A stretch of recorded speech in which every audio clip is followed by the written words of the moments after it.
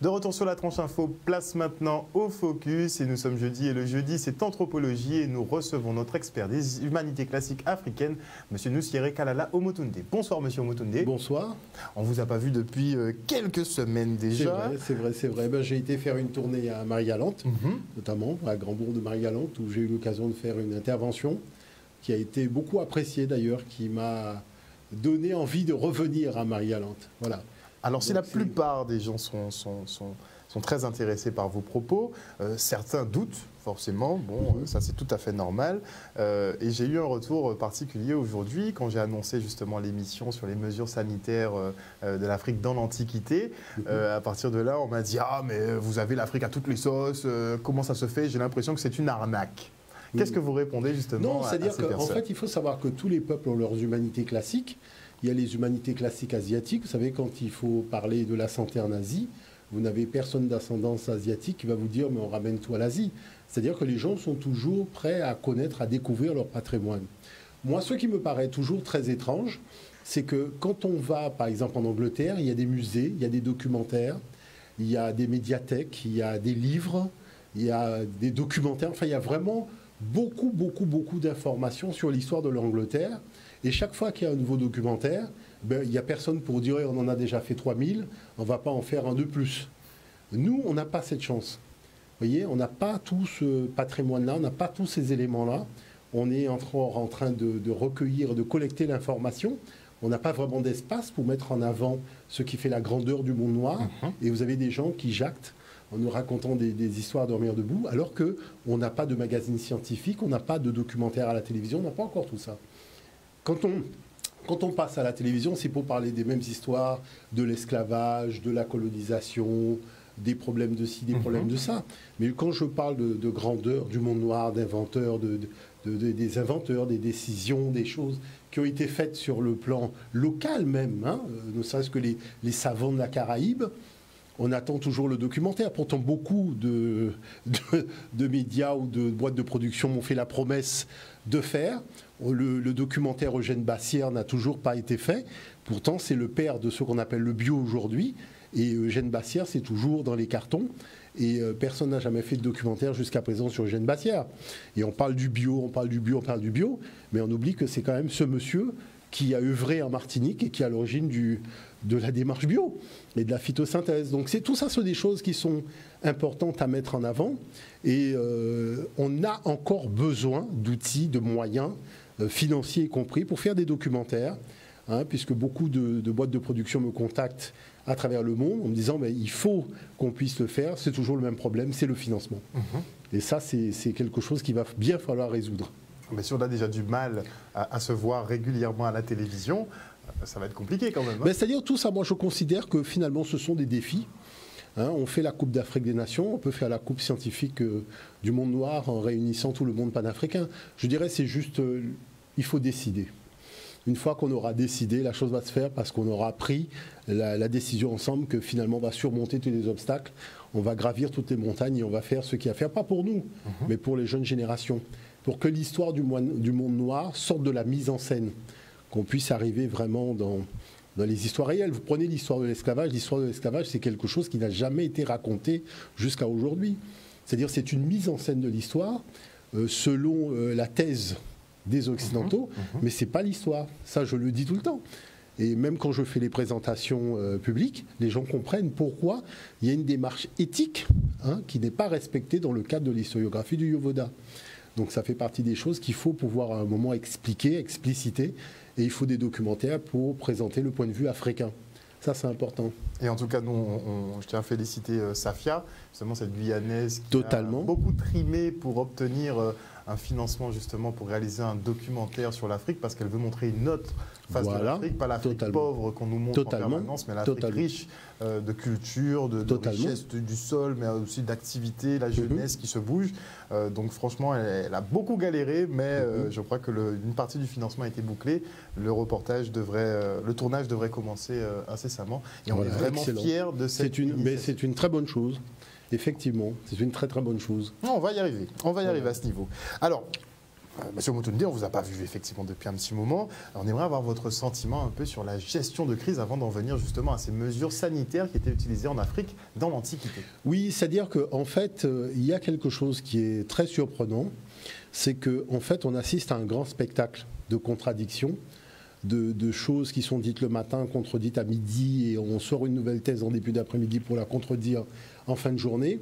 C'est vrai que je dirais que finalement tout le monde est à la télévision, quoi, parce qu'on a l'impression que, y compris quand par exemple les solutions du Sud, parce que le professeur Raoult, ce sont les solutions du Sud, c'est-à-dire quand on voit les laboratoires du Sud, quand on voit les universités du Sud en Afrique et autres, vous avez des experts aujourd'hui, des gens qui maîtrisent tout ce qui concerne le paludisme et autres, qui ont développé des recherches moléculaires avec des grands laboratoires.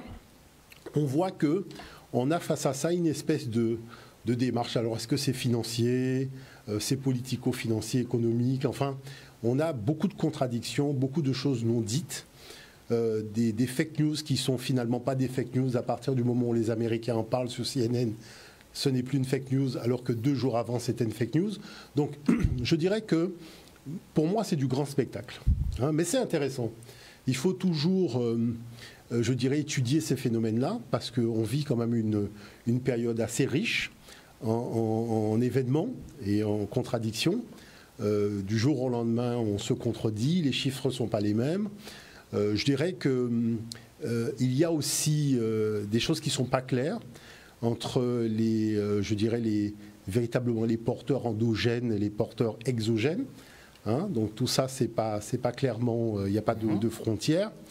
La population, finalement, elle a l'impression d'être prise en otage, y compris le monde économique, qui commençait à rebondir après le confinement et qui se retrouve, à partir de la semaine prochaine, encore pris dans une dynamique. On vous dira que la situation l'exige, ce qu'on comprend, je dirais, mais je pense que tout cela doit nous faire réfléchir. Et pourquoi je dis ça doit nous faire réfléchir? Parce que, en fait, nous qui sommes la première humanité, on a toujours été confrontés aux virus et aux bactéries. C'est pas quelque chose de nouveau. C'est pas quelque chose de nouveau. On a la dengue régulièrement en Guadeloupe, on a eu le chikungunya, le Zika. Il y a eu aussi des trucs de gastro et compagnie. Je ne vois pas pourquoi il y a une mise en scène plus imposante du corona sur des symptômes qui étaient, je dirais, la dengue, le Zika, enfin on a vu quand même des choses graves avec des personnes qui sont décédées aussi.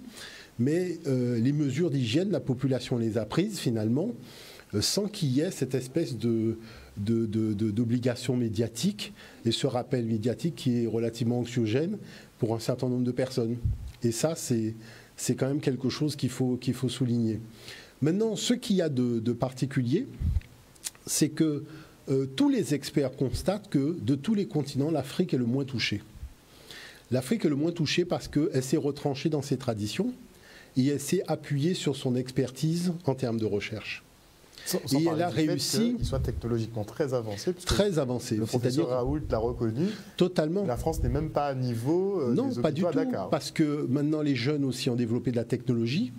Il y a toutes sortes de systèmes. C'est-à-dire l'Afrique est à l'avant-garde au niveau de la technologie médicale aujourd'hui. Ça, il faut le savoir. On a développé, les jeunes ont développé des tablettes tactiles qui sont centralisées dans des univers médicaux précis. Il y a la mise en place de robots aussi. Il y a vraiment les choses avancent. La médecine traditionnelle africaine est érigée aujourd'hui en médecine scientifique. Elle a pignon sur rue. On invite des chercheurs. Parce que moi, j'ai fait le Festman. C'était une demande qui a été formulée de la part des traditionalistes à ce niveau-là. Et maintenant, ils ont le contact avec les gens en laboratoire. Personnellement, des médecins africains m'appellent, on discute. Je leur demande d'aller sur le terrain dans les villages, rencontrer les gens qui connaissent bien les plantes, qui connaissent bien les huiles essentielles, de manière à faire en sorte d'arrêter de croire que la médecine africaine n'a pas, je dirais, droit de cité sur la scène internationale. Je pense qu'il n'y a pas de problème véritablement au niveau de la médecine africaine en tant que telle. On a juste besoin de gens qui ont le sentiment d'être africains, c'est-à-dire qui croient aux solutions africaines et qui sont capables de les expertiser dans une démarche scientifique. Non, mais c'est compliqué parce on est dans un monde, on évolue dans un monde qui essaie de décrédibiliser tout ce qui vient de l'Afrique. Le président Rajoelina le disait. Voilà, mais c'est-à-dire que là, on a quand même noté une chose, c'est que l'Afrique s'est quand même levée. C'est-à-dire que là, on a une opposition nette par rapport à l'OMS. Je dirais jamais on a eu une telle opposition de pays africains, mais une opposition nette. C'est-à-dire, on ne vous suivra pas, point final. Et même des entourloupes où on envoie de la papaye à être testée, voilà.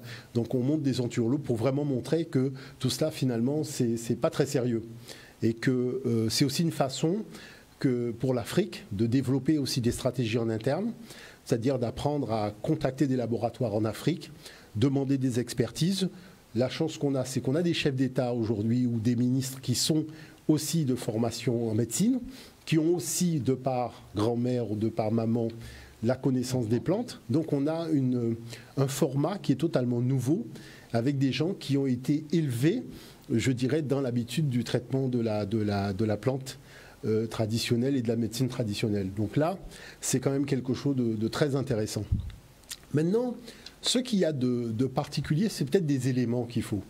Il faut des éléments, il faut... vous savez, aujourd'hui, on a vu...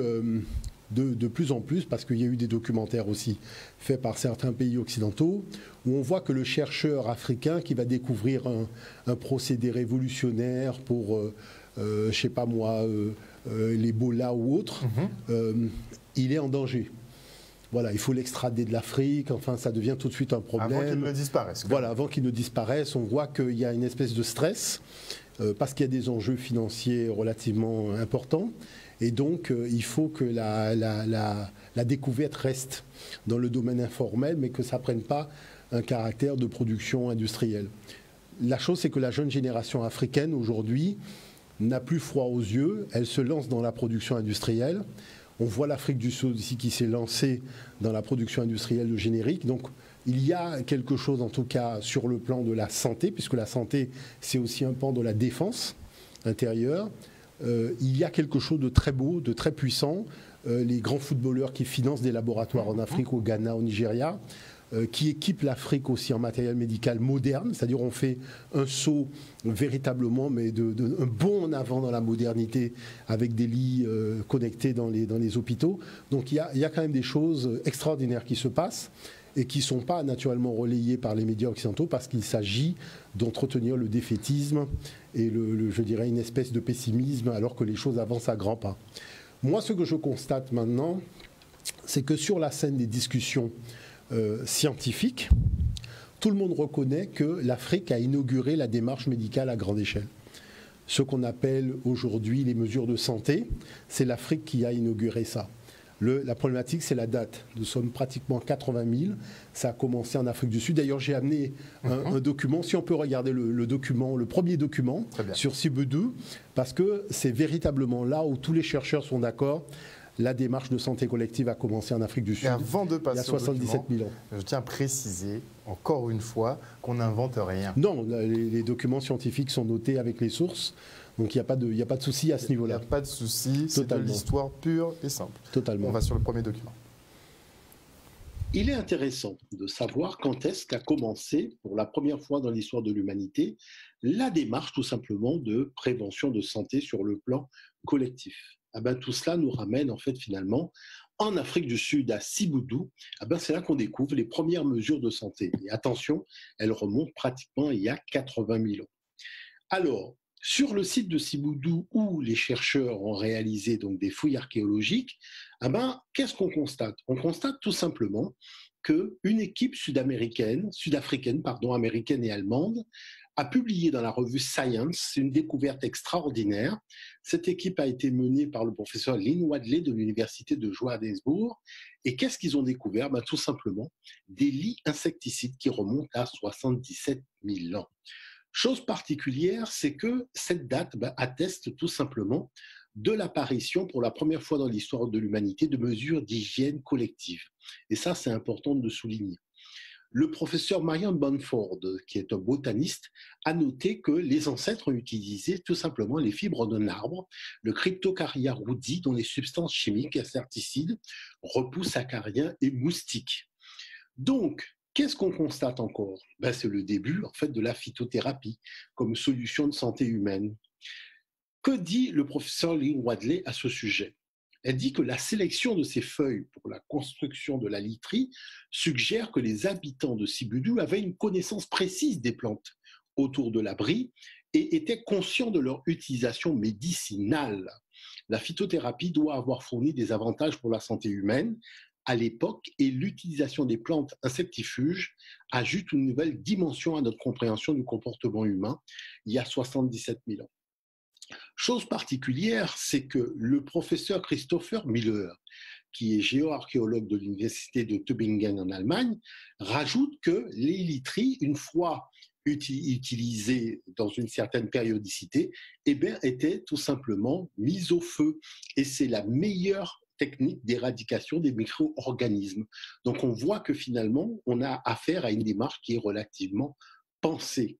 Chose particulière, c'est l'invention véritablement de la notion d'hygiène, comme le suggèrent beaucoup de magazines scientifiques s'intéressant aux mesures naturelles de santé.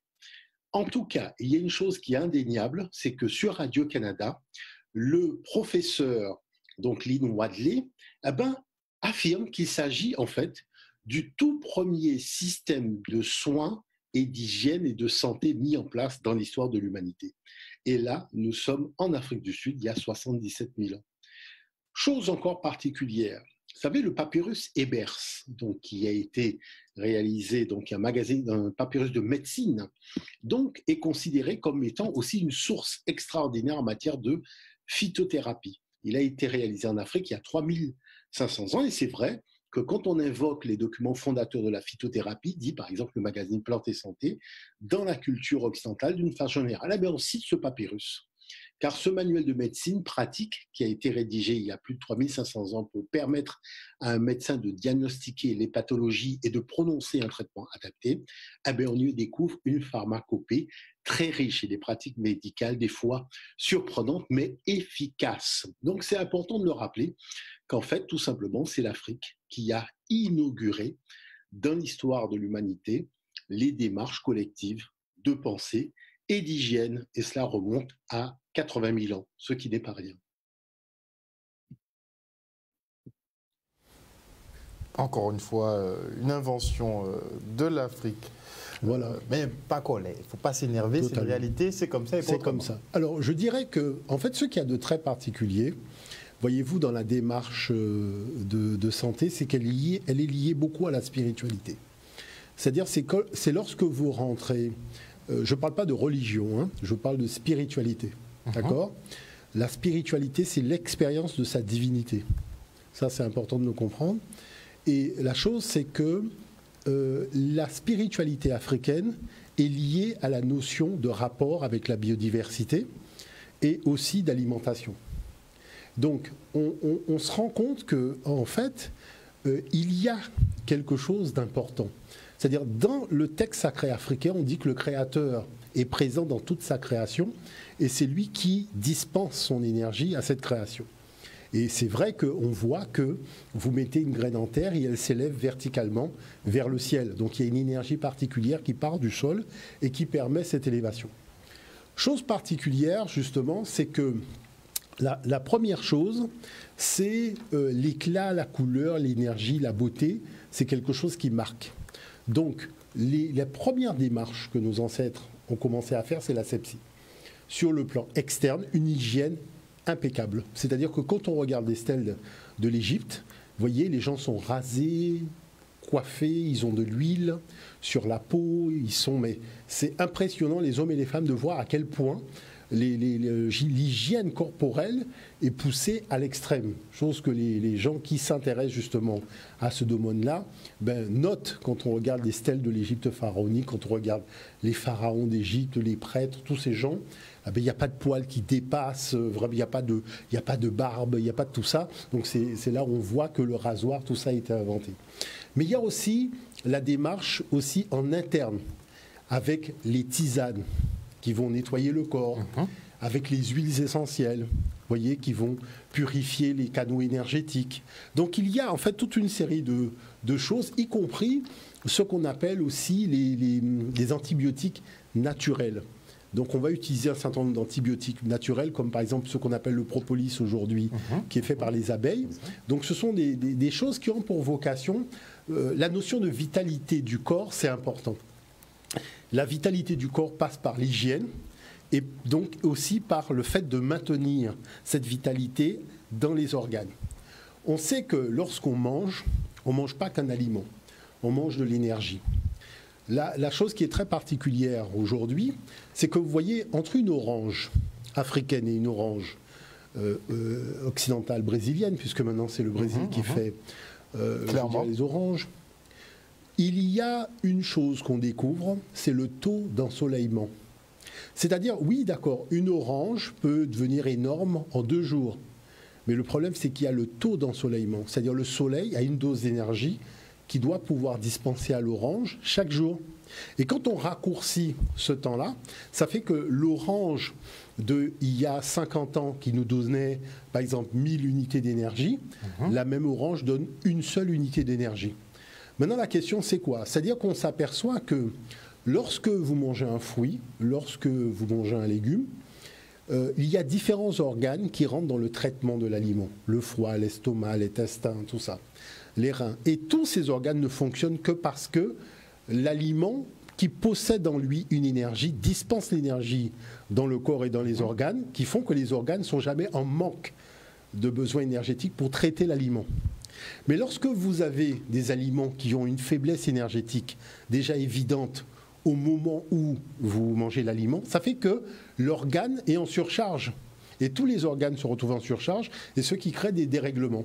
Donc on a des maux d'estomac, on a ci, on a ça, parce que les organes n'ont plus suffisamment d'énergie. Parce qu'il faut bien comprendre une chose, c'est parce qu'il y a de l'énergie que le traitement du métabolisme s'en fait s'il n'y a pas d'énergie. Et tout est comme ça dans la nature. L'arbre, il peut porter des fruits parce qu'il y a de l'énergie qui circule dans l'arbre. La tomate, elle grandit, elle peut être gorgée d'eau parce qu'il y a de l'énergie qui passe dans la tomate. Et c'est la spiritualité africaine qui vous fait prendre conscience que tout est énergie-vibration et que cette énergie-là, elle est dispensée par l'énergie solaire. Donc il ne faut pas réduire le taux d'exposition en fait, des fruits et des légumes parce que le soleil a une dose d'énergie qu'il doit donner chaque jour. Et que le fait de réduire, tout simplement pour des raisons économiques, l'exposition d'un fruit ou d'un légume, je dirais, et même de supprimer cette exposition solaire remplaçant par la lumière artificielle, là, ce sont des apprentis sorciers. Il y a une autre chose qui m'avait choqué il y a une vingtaine d'années, et on a très peu parlé en France parce qu'ils voulaient légitimer un peu le mouvement, c'était les OGM, le fait d'intégrer justement des gènes d'espèces différentes sur des aliments pour les rendre plus résistants. Voilà. Je me rappelle, j'avais vu un reportage dans lequel ils faisaient des tests pour planter des tomates dans le nord de l'Europe, donc dans des conditions assez extrêmes où il fait assez froid, et ils avaient croisé justement les tomates avec des gènes de saumon et des gènes d'araignée pour les rendre, et donc ça poussait... Comme au Brésil où ils croisent des gènes de citron et d'oranger pour avoir des oranges soi-disant plus résistantes et autres. Donc les manipulations génétiques ont... C'est du grand n'importe quoi. C'est du grand n'importe quoi parce qu'on sait très bien que les racines de baobab ne peuvent pas faire pousser un bananier. Donc c'est là où on voit qu'il y a quelque chose qui... On joue un peu aux apprentis sorciers parce que l'intérêt, c'est plus de nourrir l'humanité, c'est de faire de l'argent. Et ça, c'est problématique. Maintenant, la deuxième chose qui est particulière, c'est que la nature, c'est la diversité. C'est-à-dire que les plantes sont entre elles parce qu'il y a cette énergie qu'elles dispensent dans les sols avec l'azote et l'hydrogène et compagnie. Et c'est ce qu'on doit retrouver dans l'assiette. C'est-à-dire qu'avant, quand une grand-mère faisait un plat, il y avait beaucoup de légumes, de feuilles, d'épices, de beaucoup de choses. Maintenant, on a une espèce de plat aseptisé. Or, c'est maintenant qu'on découvre sur le plan moléculaire, l'avantage des clous de girofle, l'avantage de la fleur de moringa, de la fleur de malanga. C'est-à-dire on découvre en fait beaucoup de choses, les vertus véritablement du riz, du fouillis à pain. C'est-à-dire qu'aujourd'hui, on a des analyses qui sont faites en laboratoire qui nous permettent de mieux comprendre la composition de tout ça. Mais cette composition, elle a besoin d'être comme la nature. C'est-à-dire que dans le plat, eh bien, on a besoin d'avoir ce mélange entre les plantes, les fibres, les gousses d'ail, les oignons. Enfin, il faut retrouver ça. Et ça, je lance un appel particulièrement aux restaurateurs en leur disant que Il faut revenir à la tradition culinaire. Il faut arrêter de faire ces espèces de plats aseptisés où on a du riz et puis on a la sauce de la viande et puis on n'a pas tout cet habillage que nous avions avant parce que l'organisme a besoin. Quel est l'intérêt de servir à manger aux gens si leur organisme finalement ne pourra pas digérer convenablement ce qu'on leur a servi? On se quitte pour une petite page de publicité et on revient tout de suite avec Nusere Kalala Omotunde.